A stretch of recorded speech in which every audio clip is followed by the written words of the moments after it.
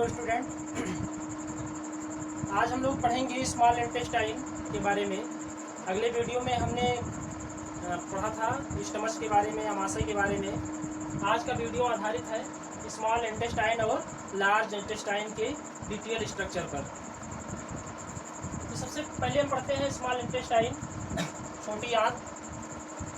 Digestion की जो complete process है वो छोटी आंत के अंदर कंप्लीट होता है। अगर हम बात करें पाचन के संपूर्ण स्टेप के बारे में, यानी पाचन की पूरी प्रक्रिया में कौन कौन से स्टेप होते हैं, तो उसकी 5 चरण हैं। पहला कौन सा है? अंतर्ग्रहण। अंतर्ग्रहण का मतलब होता है कि जब हम भोजन को अपने माउथ में लेते हैं तो उसको अंतर्ग्रहण कहते हैं। इसके बाद में पाचन की प्रक्रिया प्रारंभ हो जाती है। पाचन प्रक्रिया के बाद में अवशोषण होता है, एब्जॉर्प्शन होता है। एब्जॉर्प्शन के बाद में चौथी प्रक्रिया जो होती है वो स्वांगीकरण की प्रक्रिया होती है, एसिमिलेशन की प्रक्रिया होती है। स्वांगीकरण क्या होता है? पाचन प्रक्रिया के बाद में अवशोषित किए गए भोज्य पदार्थ कोशिका द्रव में जब विलीन हो जाते हैं तो इस प्रक्रिया को हम स्वांगीकरण कहते हैं। और लास्ट में जो 5वां स्टेप है उसमें परिक्षेपण होता है, इजेशन होता है, यानी कि अनडाइजेस्टेड फूड मटेरियल एनस के थ्रू निष्कासित हो जाते हैं। तो ये पूरी की पूरी प्रक्रिया होती है। तो स्मॉल इंटेस्टाइन में की स्ट्रक्चर क्या है, इसके बाद में हम लार्ज इंटेस्टाइन के स्ट्रक्चर को बताएंगे। और अगले वीडियो में हम बताएंगे कि स्मॉल इंटेस्टाइन में, लार्ज इंटेस्टाइन में डाइजेशन कैसे होता है, उसके लिए कौन कौन से डाइजेस्टिव एंजाइम होते हैं। तो सबसे पहले स्मॉल इंटेस्टाइन के बारे में जानते हैं।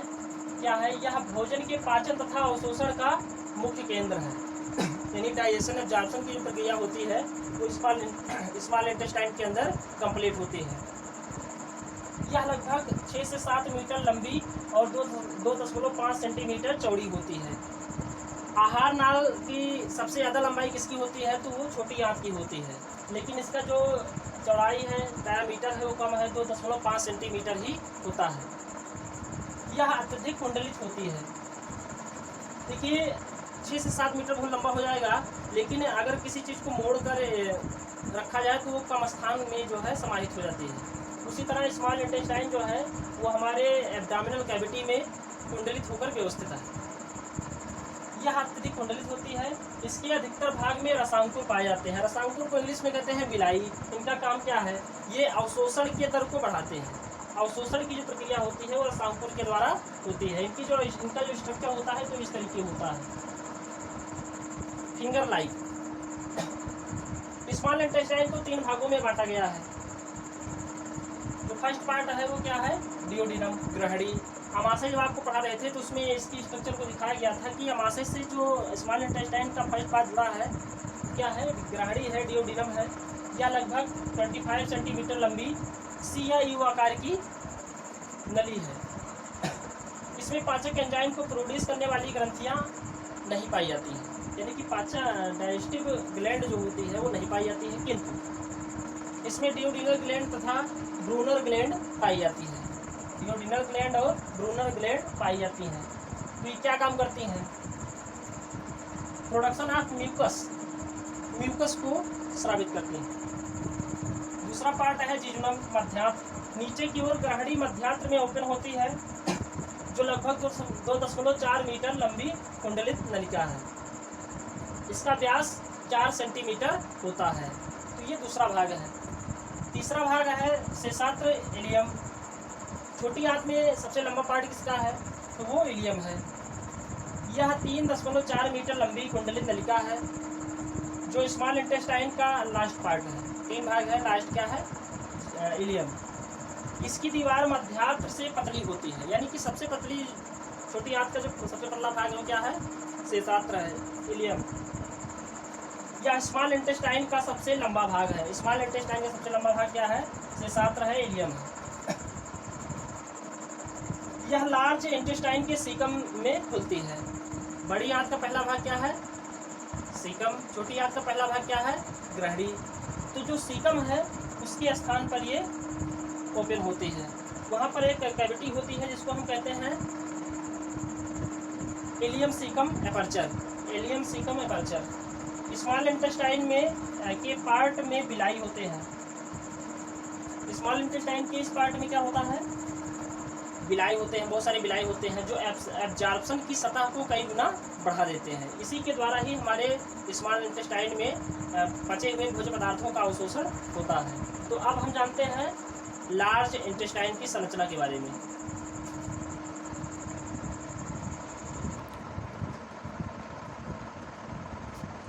स्टूडेंट, स्मॉल इंटेस्टाइन के बारे में हमने जाना कि उसके कितने पार्ट होते हैं, उसकी लंबाई चौड़ाई क्या होती है। अब हम जानते हैं लार्ज इंटेस्टाइन के बारे में कि लार्ज इंटेस्टाइन के कितने पार्ट होते हैं और उसकी विशेषताएं क्या होती हैं। यह एलिमेंट्री कैनाल का लास्ट पार्ट है। यह लगभग 1.5 मीटर लंबी व 4.7 सेंटीमीटर चौड़ी लंबी डक्ट है। एलिमेंट्री कैनाल का फर्स्ट पार्ट क्या है? माउथ है। लास्ट पार्ट क्या है? Small intestine. स्मॉल इंटेस्टाइन का लास्ट पार्ट क्या है? तो उसको हम कहते हैं एनस। तो इसकी जो लंबाई है 1.5 मीटर और चौड़ाई है वो 4.7 सेंटीमीटर। लार्ज इंटेस्टाइन में पचे हुए शेष भोजन एवं जल का अवशोषण होता है। कुछ भोजन जो छोटी आंत में पचने से बच जाते हैं और वाटर का जो अवशोषण है वो पचे हुए शेष भोजन एवं जल का अवशोषण कहाँ होता है? बड़ी आंत में होता है। कुछ भोजन का पाचन भी बड़ी आंत के अंदर होता है। साथ अपच भोजन को बाहर निकाल दिया जाता है और जो अनडाइजेस्टेड फूड मटेरियल होते हैं उनको एनस के थ्रू आपको बताया गया कि बहिक्षेपण होता है। बहिक्षेपण क्या है? अनडाइजेस्टेड फूड मटेरियल जब शरीर से बाहर निकलते हैं तो उसको कहते हैं बहिक्षेपण। स्मॉल इंटेस्टाइन और लार्ज इंटेस्टाइन के संधि स्थल पर इलियोसिकल वाल्व होता है। जैसे ये है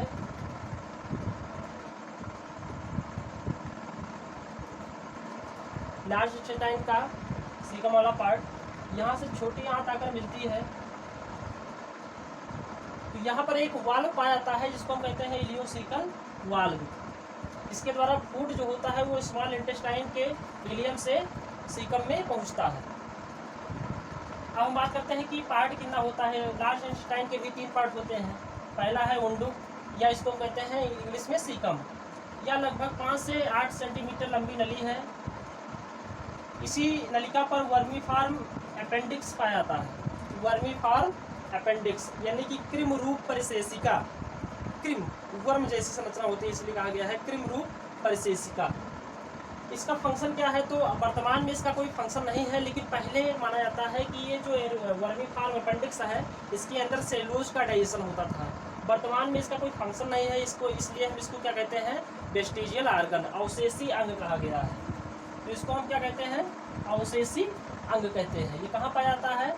सीकम के नीचे अंगुली जैसी संरचना पाई जाती है।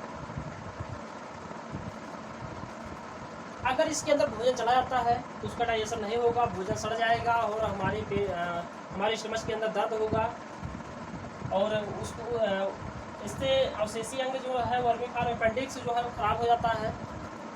तो उसको एक नाम दिया गया है एपेंडाइसाइटिस। डॉक्टर लोग इसको काट कर बाहर निकाल देते हैं। दूसरा पार्ट है कॉलन। यह उल्टे यू आकार की नलिका है। कॉलन जो होता है उल्टे यू आकार की नलिका होती है। उल्टा यू कैसे? मतलब इस तरह से जो लगभग 1.3 मीटर लंबी होती है। इसके 4 खंड होते हैं। इसकी जो लंबाई है 1.4 मीटर है। सबसे लंबा पार्ट है लार्ज इंटेस्टाइन का और इसके 4 खंड होते हैं। पहला है आरोही खंड। ये वाला खंड ऊपर जो आ रहा है आरोही खंड है, असेंडिंग सेगमेंट। इसके बाद में इस तरह से बुड़ी जाती है ये। इसको हम कहते हैं अनुप्रस्थ खंड, ट्रांसवर्स सेगमेंट। इसके बाद ये वापस नीचे की ओर आती है।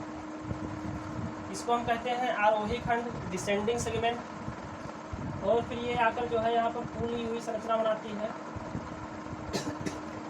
इसको हम कहते हैं सिग्माइड खंड या सिग्माइड सेगमेंट। तो इसके कितने खंड होते हैं? 4 सेगमेंट होते हैं। कॉलन जगह जगह पर फूला रहता है जिसे हास्ट्रा कहा जाता है। ये देखिए ये फूली हुई संरचना, ये क्या है? इस फूली हुई संरचना को हम क्या कहते हैं? हास्ट्रा कहा जाता है इसे। लास्ट पार्ट है मलाशय रेक्टम। यह लार्ज इंटेस्टाइन का लास्ट पार्ट है जो 15 सेंटीमीटर लंबा होता है। रेक्टम का लास्ट पार्ट एनल कैनाल कहलाता है, एनल कैनाल कहलाता है, जो एक वृत्ताकार गुदा द्वारा एनस द्वारा बाहर खुलता है।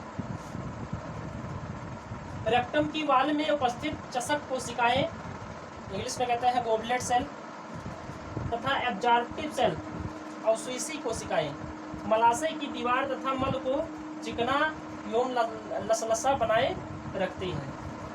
यहाँ पर वाटर का रीअब्जॉर्प्शन होता है। तो यहाँ पर जो वाटर का पुनर्अवशोषण है वो प्रक्रिया यहाँ पर संपन्न होती है। तो ये था एलिमेंट्री कैनाल के पार्ट के बारे में।